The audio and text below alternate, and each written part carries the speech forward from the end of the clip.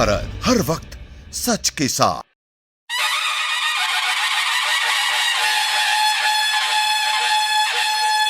You Bharat के सभी दर्शकों को गणेश चतुर्थी की हार्दिक शुभकामनाएं।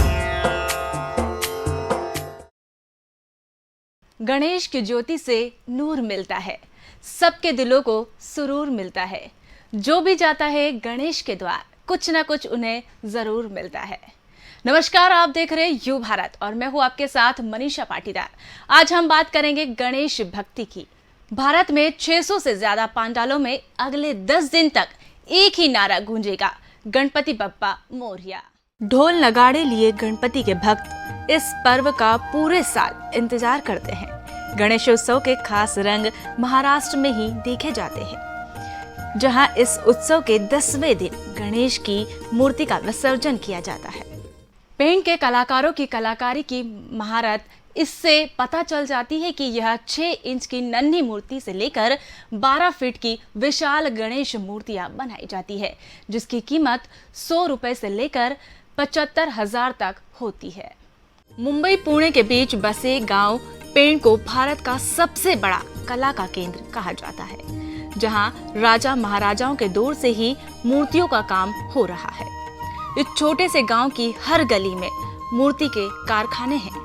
पेण में बनी मूर्तियां भारत ही नहीं बल्कि विदेशों तक जाती है और लोगों को खूब लुभाती है।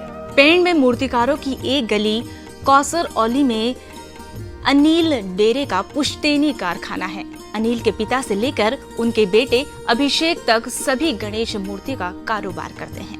अनिल ने बताया कि पेण में राजा देवधर के समय से मूर्ति का काम हो रहा है। इस गांव में यही कमाई का सबसे बड़ा साधन है। कई परिवार गणपति की इन मूर्तियों को पीढ़ी दर पीढ़ी बनाते आ रहे हैं। अनिल कहते हैं, जैसे जैसे गणेशोत्सव की तारीख पास आती है, इन कारखानों पर दबाव बनना शुरू हो जाता है, क्योंकि दूर दूर से ग्राहक के ऑर्डर आते हैं। इस दौरान मूर्तिकारों का काम सुबह 8 बजे से लेकर रात 2 बजे तक चलता है।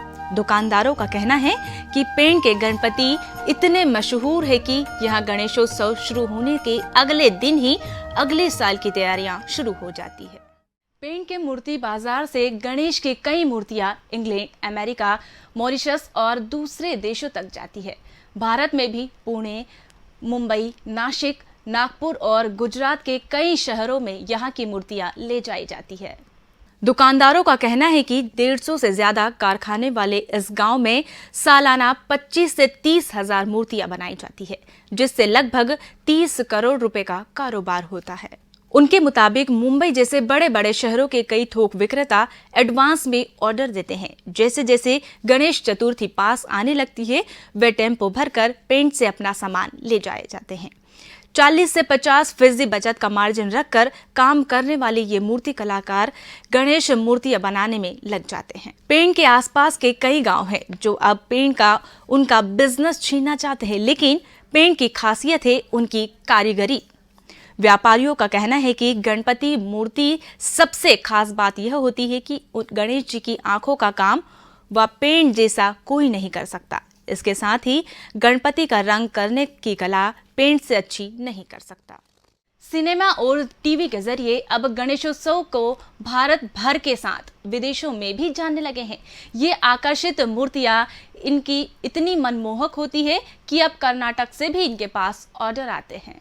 इस साल पेण में बिकने वाली मूर्तियों के रेट में 15 से 20% इजाफा हुआ है। इसका कारण है बिजली और डीजल के बढ़ते दाम, कारीगरों की कमी और मूर्ति सामग्री की कीमतों की बढ़ोतरी। फिर भी पेण के मूर्तिकारों को विश्वास है कि उनका यह छोटा सा उद्योग केंद्र आने वाले कई सालों तक भारतीय अर्थव्यवस्था का अहम हिस्सा रहेगा।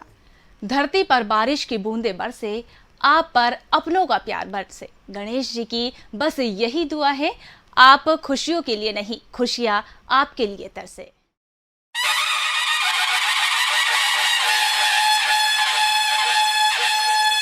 यू भारत के सभी दर्शकों को गणेश चतुर्थी की हार्दिक शुभकामनाएं।